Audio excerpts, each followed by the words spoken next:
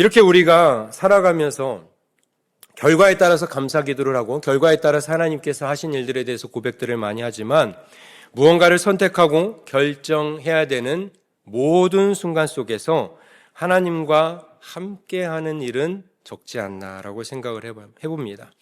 왜 우리는 사소한 결정 앞에서는 하나님을 그렇게 건너뛰게 되는 것인가?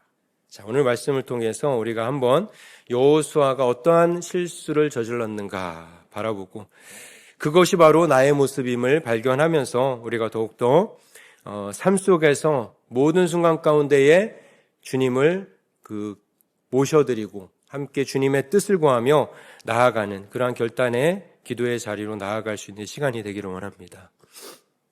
자, 오늘 본문의 배경을 잠시 살펴보게 되면요. 이스라엘 백성들이 이 앞선 내용을 보게 되면요. 이제 여리고성 전투에서 이들이 승리를 거두고 온 상태입니다. 아이성 전투에서도 이들이 승리를 거두고 온 상태예요. 굉장히 기세등등한 상태입니다. 절대로 무너질 것 같지 않았던 그 여리고성을 정말 말도 안 되는 하나님의 방법대로 성을 돌고 소리를 지르고 그러한 방법을 통해서 여리고성이 무너지는 걸 경험하게 되죠. 그리고 아이성에 가서는 상대적으로 여리고성에 비해서는 너무나 작은 성이었기 때문에 쉽게 이길 줄 알았는데 그들이 그렇게 방심하고 또 아간이 범죄함으로 인해서 한번 패배를 맛보게 됩니다. 그리고 나서 회개하고 하나님께서 보여주신 전략대로 다시 나아갔을 때 아이성 역시 정복을 하고 승리를 맛보는 일을 경험하게 됩니다. 자, 상황이 이렇다 보니까 이렇게 가나안 족속을 하나하나 정복해 나가는 과정 속에서 그곳에 있던 이 가나안 족속들이 이스라엘 백성들의 소식을 듣고 다 두려움에 떨게 되죠. 그렇게 두려워하다 보니까 가나안 족속 가운데에 한 족속이었던 기브온 사람들이 이대로 있다가는 우리도 똑같이 죽을 수밖에 없을 것이다. 그들에게 정복당할 수밖에 없을 것이다 라고 해서 한 가지 꾀를 내게 됩니다. 자, 어떠한 속임수를 생각을 했는데 그것이 무엇이냐? 헤어진 옷을 입고 또 신발도 다 헤어지고 구멍난 신발을 신고 또 곰팡이가 잔뜩 피어있는 떡과 헤어진 가죽 포도주 부대를 준비해서 그들 앞에 나타나는 일이었어요. 자, 그러면서 우리가 멀리서 온 사절단이다. 여기에 사는 사람이 아니라 우린 멀리서 온 사절단이다. 이렇게 속이게 되는 일이 벌어지죠. 이스라엘 백성 앞에 선 그 기브온 족속들이 이렇게 말합니다. 우리는 하나님이라는 그 위대한 당신들의 신에 대한 소문을 듣고 아주 먼 나라에서부터 당신들을 찾아온 종들입니다. 우리와 평화 조약을 맺어 주십시오. 이러한 제안을 하게 돼요. 자, 이때 이스라엘 백성들이 어떻게 하는가? 자, 14절 말씀을 다시 한번 보세요. 무리가 그들의 양식을 취하고는 어떻게 할지를 뭐라고 나와요? 여호와께 묻지 아니하고 이렇게 나와요. 자, 먼저 양식을 취했다라고 나와요. 여기서 양식을 취했다라는 표현은 뭘 의미를 담고 있냐면 아까 이제 곰팡이가 핀 떡이 있다고 했잖아요. 그것을 한번 만져보는 거예요. 곰팡이 상태가 어떤지. 또 시간이 오래됐으니까 떡이 얼마나 딱딱하게 굳었는지 두드려도 보고 부러뜨려도 보고 냄새도 맡아보고 맛도 한번 보면서 이 사람들이 진짜 멀리서 온 사람들인가? 아니면 우리를 속이는 건가? 한번 검사를 해본 거예요. 자, 그렇게 하나하나 다 팩트 체크를 해보는 걸 가리켜서 그들의 양식을 취했다라고 얘기하고 있는 것입니다. 자, 그렇게 이 이스라엘 백성들이 하나하나 만져보고 먹어보고 냄새도 맡아보고 다 해본 결과 우리의 상식과 우리의 경험으로 결론을 내리기를 그래, 이 사람들은 멀리서 온 게 확실하다. 이러한 결론을 이들이 내리게 되는 거예요. 인지심리학자들이 연구한 것에 따르면 이 사람들은요, 즉흥적 직관이라는 걸 한대요. 이 즉흥적 직관을 할 때에 아주 오류에 빠질 확률이 높다라고 얘기를 해요. 자, 즉흥적 직관이란 무엇이냐? 음식의 비주얼을 딱 보고 이 음식을 보니까 진짜 이건 맛있게 생겼어요. 그럼 먹어보나 마나 이건 맛있는 거야 라고 결론을 내리는 겁니다. 먹어보지도 않고 비주얼만 보고 이건 분명히 맛있을 거야. 또 사람을 만났을 때 내가 좋아하는 인상을 가졌고 또 내가 좋아하는 말로 대화를 하게 되고 그렇게 되면 이 사람은 얼마 만나지 않았어도 좋은 사람이야. 이 사람은 아주 훌륭한 사람이야. 또 첫인상도 마음에 안 들고 대화 좀 해보니까 나랑 맞지도 않아. 그러면 이 사람은 나쁜 사람이야. 나랑 전혀 안 맞는 사람이야. 이렇게 결론 내려버리는 거. 이런 걸 가리켜 즉흥적 직관이라고 하는 거죠. 눈에 보이는 정보를 가지고 또 내가 살짝 한번 경험해 본 거 가지고 그런 걸로 판단을 내리기 때문에 쉽게 넘어갈 확률이 높다라는 겁니다. 여러분, 사단이 우리의 영적인 삶 속에서 이런 식으로 우리를 속인다라는 거예요. 여러분 앞에 누가 나 나쁜 사람입니다라고 써놓고 나타나겠습니까? 그렇죠? 나는 사기꾼입니다라고 여러분 앞에서 대놓고 얘기하면서 사기치는 사람은 없어요. 나 신천지입니다 하고 여러분들 대놓고 신천지 데리고 가는 사람도 없는 거잖아요. 그러니까 사단이 가장 그럴듯한 모습으로 우리를 찾아와서 우리를 그렇게 속이고 유혹한다라는 겁니다. 이스라엘 백성들이 겉으로는 다 확인을 했어요. 눈으로 다 확인했어요. 그런데 기브온 사람들의 그 마음의 중심, 거기까지는 꿰뚫어 보지 못했다라는 겁니다. 우리의 인생의 중요한 결정 앞에서 여러분, 그렇기 때문에 우리는 내 지식과 내 경험, 내 상식 이런 걸 믿는다라는 게 얼마나 위험한 일인가를 깨달아야 되는 거예요. 우리가 하나님의 지혜를 얻지 않고 내리는 모든 판단은요, 모든 결정은 언제나 실패할 수밖에 없다라는 것을 우리는 항상 기억해야 됩니다. 사소한 것일지라도 여러분 항상 이것을 기억해야 돼요. 이스라엘이 기브온에게 지금 속은 게요, 이 사람들이 무식해서가 아니잖아요. 이 사람들은 하나님의 법을 너무나 잘 알고 있었어요. 신명기 7장과 출애굽기 34장에 하나님께서 명령하신 그 말씀을 이스라엘 백성들은 분명히 기억을 하고 있었습니다. 어떤 말씀이냐면요, 신명기 7장 1절 2절에 보면 내 하나님 여호와께서 너를 인도하여 내가 가서 차지할 땅으로 들이시고 7 족속을 쫓아내실 때에 너는 그들을 진멸할 것이라. 그들과 어떤 언약도 하지 말 것이요 그들을 불쌍히 여기지도 말 것이며. 이 말씀을 알고 있었으니까 여리고성 전투에서, 아이성 전투에서 말씀대로 그 족속들을 진멸했어요. 누구보다 이 말씀을 잘 알고 있었습니다. 또 출애굽기 34장 11절 12절에 보면 너는 삼가 내가 들어가는 땅의 주민과 언약을 세우지 말라. 그것이 너희에게 올무가 될까 하노라. 이 말씀을 알고 있었어요. 그러니까 가나안 족속과 뭔가 조약을 맺고 동맹을 맺고 이렇게 하게 되면 이것이 우리에게 올무가 된다라는 이 하나님의 말씀을 이스라엘 백성들은 알았기 때문에 절대로 가나안 족속과는 이런 일들을 행할 사람들이 아니었습니다. 자, 그래서 오늘 여호수아 9장 7절에 보면요, 우리 중에 거주하는 자가 아니냐라고 의심하는 장면도 있긴 있어요. 그런데 의심을 하는데 그들의 마음 가운데에 사단이 생각과 마음을 파고들어서 그 틈을 파고들어서 이들이 하나님께 뜻을 구하고 하나님의 뜻에 따라 결정하려는 그 길까지 가지 못하도록 다 막아버리게 되었다라는 겁니다.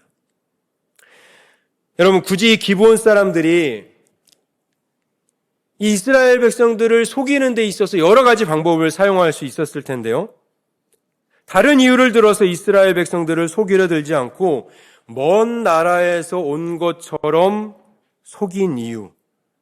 자, 이 말씀을 보면 여러분 그 이유를 알게 됩니다. 신명기 20장 10절부터 쭉 나오는 내용들이 있는데요, 이러한 내용들이 나와요. 내가 어떤 성읍으로 나아가서 치료할 때에는 먼저 그 성읍에 화평을 선언하라. 내게서 멀리 떠난 성읍들, 곧 이 민족들에게 속하지 아니한 성읍들에게는 이같이 행하려니와. 이렇게 나와요. 무슨 말이에요, 여러분? 멀리서 온 자들, 이 민족들에게 속하지 않은 성읍들에게는 화평을 선언하라. 이 말씀도 이스라엘 백성들이 알고 있다라는 걸 사단이 이용한 거죠. 자, 이걸 알고 멀리서 온 것처럼 이스라엘 백성들이 속일 속도로 이 방법을 기브온 족속들이 선택을 해서 속였다라는 겁니다.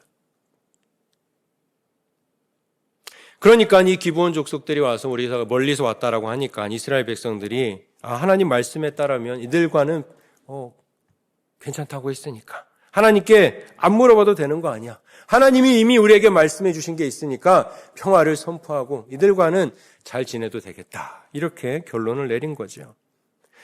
자, 이런 게 바로 영적으로 우리가 방심하는 겁니다. 성경에서 우리에게 명령하신 삶의 여러 가지 원칙들이 있어요. 믿는 자와 멍에를 같이 매지 말라라는 말씀도 있고요. 늘 얘기하듯이 우리가 정직해야 된다, 거룩해야 된다. 우리의 모든 정욕을 의지하지 말고 욕심을 다 내려놓고 살아야 된다. 여러 가지 우리의 영적인 삶의 명령들을 우리에게 주셨는데 우리가 정말 구체적인 우리의 현실 속에서 모든 순간 속에서 삶의 문제 속에서 우리가 이 모든 말씀들을 적용하면서 살아가느냐라는 거죠. 상황에 따라서 이 상황에는 좀 다르지 않나? 누가 봐도 이것은 확실한 경우인데 이것까지 우리가 하나님 앞에 들고 나아갈 필요가 있는가? 굳이 이거 가지고 내가 기도까지 해야 될 필요가 있을까? 이러한 것들이 분명히 있다라는 겁니다. 여러분, 기도는요, 단순히 내가 원하는 것을 구하는 시간이 아니지 않습니까? 이미 주신 하나님의 말씀, 그 말씀이 지금 나의 상황 속에서 어떻게 적용될 수 있을까? 지금 나의 상황 속에서 하나님께서 나에게 주신 그 말씀을 내가 어떻게 순종하고 나아갈 수 있을까? 그것을 물어보는 그 과정, 그 절차가 기도하는 시간이라는 거예요. 하나님의 뜻을 내가 어떻게 하면 따라 살 수 있을까? 묻는 시간이라는 겁니다. 그러니까 이스라엘 백성들이 이렇게 기도했어야 돼요. 하나님, 가나안 족속과 분명히 언약하지 말라고 하셨는데 지금 이 가나안 땅에 들어와서 만난 이 사람들이 정말 멀리서 온 사람들이 맞습니까? 우리가 이 사람들과 평화조약을 맺는 것이 하나님의 뜻에 합당한 일입니까? 당연한 기도잖아요, 여러분. 당연히 이렇게 기도해야 되는 건데 이 상황에서는 만약에 우리라고 할지라도 이 상황이었으면 이런 것까지 기도할 필요가 있을까라고 결론을 내린다라는 거죠. 자, 이렇게 앞서서도 이제 즉흥적 직관이 얼마나 위험할 수 있는지에 대해서 말씀을 드렸는데 여호수아가 곰팡이 핀 떡을 보고 낡은 옷을 보고 멀리서 온 게 맞네라고 확신했던 것처럼 내 경험이 너무 풍부해서 내 눈에 보이는 증거가 너무나도 확실해서 우리가 그렇게 기도를 건너 뛰어버리게 되는 순간에 우리들도 기브온과 같은 자들이 우리의 삶에 찾아와서 우리를 함정에 빠뜨리게 만든다라는 것을 우리는 기억해야 됩니다. 그렇다면 우리는 어떻게 그렇게 눈으로 우리의 경험에 따라서 보고 우리가 아는 대로 우리의 상식대로 그 직관적인 즉흥적인 판단을 통해서 우리가 범하게 되는 오류로부터 벗어날 수 있을까? 자, 이 즉흥의 오류를 얘기했던 똑같은 그 학자들이 동시에 또 하나 얘기한 게 있었는데 그게 뭐냐면요. 반성적 숙고라는 걸 얘기를 했어요. 말이 어렵죠? 근데 이런 뜻이에요. 내 본능이 내린 결론을 잠시 멈춰 세우고 다시 한번 깊이 들여다보는 과정. 이걸 이제 반성적 숙고라고 얘기합니다. 자, 연구에 따르면요, 이렇게 멈춰서 숙고하는 시간을 가질 때에 우리 사람들이 뭔가를 판단하는 그 판단력이요, 굉장히 정교해진다라고 하고요. 자신이 가진 어떤 신앙이 있다라고 한다면 그 신앙의 가치관에 따라서 더 올바른 선택. 그러니까 우리로 치면 하나님의 말씀에 따라서 더 합당하고 완벽한 선택을 하게 된다라고 얘기를 합니다. 그래서 학자들은 이것을 가리켜 숙고라는 단어를 선택했지만 우리 하나님을 믿는 사람들은 바로 이 과정에 들어가는 단어가 기도라는 단어가 들어갈 수 있는 거예요. 하나님 앞에서 가장 깊이 생각하면서 하나님 앞에서 가장 깊이 하나님의 뜻을 물어보면서 나아가는 시간. 내 본능이 이게 정답이다라고 외칠 때에 그 즉흥적인 판단을 잠시 멈추고 기도의 자리로 가져가서 하나님 말씀 앞에 내려놓는 거예요.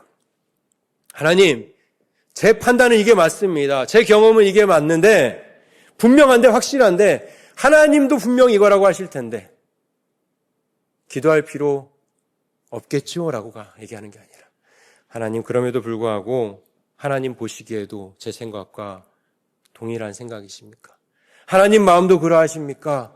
그렇게 우리가 나아가야 한다라는 거예요. 이렇게 묻는 기도의 과정을 거쳐야만 우리가 어떠한 상황 속에서도 사단에게 속지 않고 믿음 생활을 해나갈 수 있는 것입니다. 여러분, 결국 이스라엘은 기브온 사람들과 조약을 맺고 말아요. 속았으니까요. 그런데 이제 딱 사흘이 지나서 속았구나라는 것을 이들이 깨닫게 됩니다. 그들이 먼 나라 사람들이 아니라 그들이 이제 가나안 족속이라는 것을 깨닫게 됩니다. 이때부터 정말 이러지도 저러지도 못하는 난처한 상황에 빠지게 된 거잖아요. 자, 오늘 여호수아 보세요. 속았다라는 사실을 알게 되었을 때 당황하고 내가 왜 그랬을까? 자책하고 거기서 멈춰 있지 않았습니다. 비록 속아서 맺은 약속이지만 하나님의 이름으로 한 약속이기 때문에 그 약속 깨는 게 또 다른 잘못인 것을 알았기 때문에 여호수아는 더 이상 잘못을 범하지 않도록 하나님 앞에 나아가는 모습을 보게 돼요. 그렇게 하나님께서 주시는 지혜로 말미암아 여호수아는 기브온 사람들을 어떻게 했느냐? 하나님의 성막에서 나무를 베고 물을 깃는 사람들로 삼게 됩니다. 속아가지고 실수해서 맺은 관계였는데 그래서 잘못된 결정으로 그들을 살려둘 수밖에 없었는데 그들을 어떻게 해야 될지 모르는 그 상황 속에서 여호수아가 내린 결정은 하나님의 집을 섬기는 도구로 그 기브온 사람들을 사용하게 되었다라는 거예요. 우리가 부족해서 실수하고 기도하지 않아서 엉뚱한 길로 들어섰을지라도 여러분, 다시금 우리의 실수를 인정하고 하나님 앞에 엎드려 기도의 자리로 나아가면 그 잘못된 결정이라고 할지라도 그 꼬여버린 상황이라고 할지라도 하나님께서 그 모든 상황을 다시 선한 도구로 사용해 나가신다라는 사실을 우리가 오늘 말씀을 통해서 확인해 볼 수가 있게 됩니다. 여러분, 왜 반드시 모든 상황 속에서 우리가 기도해야 되는가? 그 이유는요, 분명한 겁니다. 우리의 판단이, 우리의 경험이, 우리의 생각이 언제나 한계가 있기 때문에 그래요. 우리가 눈앞에 보이는 곰팡이가 피어있는 그 떡은요, 눈으로 확인하고 이것이 오래됐다라는 것 충분히 알 수 있지만 그 뒤에 숨겨진 기브온의 그 속이려는 마음의 의도는 우리가 바라보지 못하는 것처럼 당장 눈앞에 이것이 우리에게 도움이 될지 손해가 될지 계산할 수 있을지는 몰라도 그 당장의 결정이 앞으로 5년 후에 10년 후에 어떠한 일들로 우리의 삶의 결과를 낳게 될지 우리의 가정에 내 삶의 터전에 어떠한 일로 벌어질지 우리는 다 알 수 없지 않습니까? 하지만 하나님은요, 알파와 오메가 되시잖아요. 처음과 끝을 다 아시는 하나님이시기 때문에 우리의 그 제한적이고 짧은 시야, 그거 의지해서 결정하고 판단할 생각하지 마시고 우리가 기도의 자리로 나아간다면요, 하나님께서 그 무한하신 시각을 가지시고 우리에게 말씀해 주시는 거예요. 우리가 하나님 앞에 엎드려서 기도하는 그 시간에 하나님께서는 삶의 문제들로 인해서 어려운 일을 당해서 다 꼬여버린 상황 속에서 내 안에 조급함이 있고 두려움이 있고 자신감은 다 사라지고 그렇게 좌절하고 있는 자들을 향하여서 하나님께서는 세상이 줄 수 없는 놀라운 평안함으로 우리를 채워나가기 시작하시는 겁니다. 그러니까 기도는요, 막연히 우리가 위로받기 위해서 하는 게 아니라 우리의 삶에서 가장 올바른 결정을 내릴 수 있게 하시는 그 유일한 통로이고 그러한 과정을 통해서 주님의 위로와 평안이 우리 가운데에 자연적으로 임하는 것을 우리가 경험하는 것이죠. 오늘 본문의 여호수아와 대조되는 인물이라고 한다면 다윗을 들 수 있지요. 사무엘상 23장에 보면 블레셋이 그일라라는 곳을 쳐들어오게 됩니다. 다윗도 전쟁의 베테랑이라고 하면 둘째가라면 서러울 사람이죠. 항상 승리했고 전략도 뛰어나고 누구보다 전쟁에 능한 사람이었습니다. 굳이 물어보지 않아도 이스라엘의 우리 민족을 함께하는 민족들을 구하러 가는 것이 당연한 상황이었어요. 블레셋이 쳐들어왔던 그 땅에 동족을 구하러 가는 것은 당연한 상황이었습니다. 하지만 다윗은 그 속에서 서두르지 않고 하나님께 묻고 또 물어요. 다윗의 실력이라면 전쟁터에 나가서 당연히 승리할 수밖에 없는 그러한 상황이었는데 하나님께 물었다라는 겁니다. 하나님, 제가 가서 이 블레셋 사람들을 쳐도 되겠습니까? 물어보는 거예요. 하나님이 가라라고 말씀하실 때까지 다윗은 물었고 하나님께서 가라라고 명령하실 때에 곁에 있던 부하들이 그 소리를 듣고 이제 반대하고 막 겁을 먹고 반대하는 모습을 보게 돼요. 그때 다윗은 담대하게 하나님께 들은 말이 있기 때문에 담대하게 하나님 앞에 나아가서 고백할 수 있는 것이고 하나님 앞에 기도할 수 있는 겁니다. 하나님이 내가 물었을 때 말씀해 주시니까 가라고 분명히 말씀하셨으니까 담대하게 갈 수 있었다라는 겁니다. 자, 여호수아가 이 곰팡이 피어있는 떡이라는 그 확실한 증거를 보는 순간 기도를 생략했지만 다윗은 이 전쟁이 자신의 경험과 상황 속에서 우리의 전투력으로 봤을 때 분명히 승리할 수 있는 상황이라는 그 상황이 명백히 보임에도 불구하고 하나님 앞에 기도하는 그 과정을 멈추지 않았다라는 그 차이를 우리가 발견할 수 있게 되는 거예요. 내 눈에 정말로 이것의 정답이 뭔지 뻔하게 보이고 내 실력으로 충분히 할 수 있다라고 믿을 때 우리가 그렇게 가장 자신 있는 순간에 우리는 100이면 100 다 하나님을 다 잊어버리고 살아갑니다. 그런데 여러분 기억하셔야 돼요. 내 경험이 그렇게 기도를 앞지를 때, 내 경험이 하나님을 앞지를 때, 그 순간이 우리의 신앙생활 속에서 가장 위험한 순간이 될 수 있다는 사실입니다. 기도는요, 내 본능적인 판단을 멈추고 하나님 앞에서 가장 깊게 하나님을 묵상하고 가장 깊이 하나님을 생각하고 가장 깊이 하나님을 만나는 시간이다라는 것을 기억하시기 바랍니다. 우리는 자주 기도하지 않고 결정하는 실수를 범하는데요.